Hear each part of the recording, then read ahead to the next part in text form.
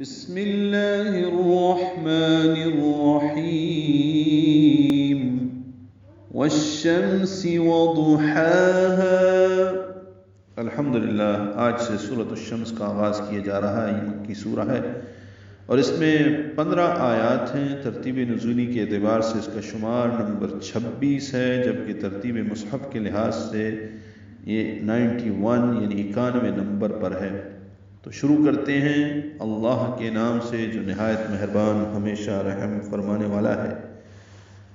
والشمس، واو کو شین سے ملانا ہے، ادغام شمسی ہے۔ یہ پہلی آیت میں ادغام شمسی ہے اور دوسری آیت میں والقمر میں الف لام، وہاں پہ لام پڑھا جا رہا ہے، وہ اظہار قمری ہے۔ یہی فرق ہے دونوں الفاظ میں، الشمس اور القمر میں۔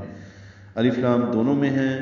حروف شمسی میں سے کوئی حرف آئے جو کہ 14 ہیں تو الف لام نہیں پڑھا جاتا، یعنی آگے تشدید آتی ہے، جبکہ حروف قمری ابغ حجہ کا وقف عقیمہ جن کا مجموعہ ہے، یہ بھی 14 حروف ہیں، ان میں سے کوئی حرف ہو تو لام پڑھا جاتا ہے۔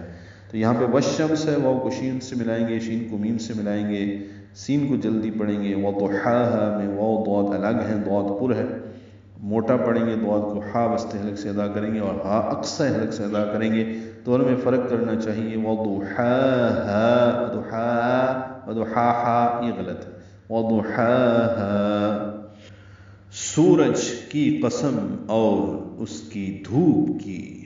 والقمر اذا تلاها، واو کو لام سے ملا رہے ہیں، اظہار قمری، قاف پر را باریک، اذا دال نرمی سے اور الف مدہ ہے، تلاها لام اور ہا برابر لمبے کریں گے، دو حرکات، تلاها لام کو باریک پڑھنا ہے، اس کے ساتھ ایک یا کا نشان ہے، یا نہیں پڑھنا، تلاها الف مدہ ہے، ہا اقصی حلق سے ادا کریں گے اور دو حرکات لمبا کریں گے۔ اور چاند کی قسم جب وہ اس کے پیچھے آئے،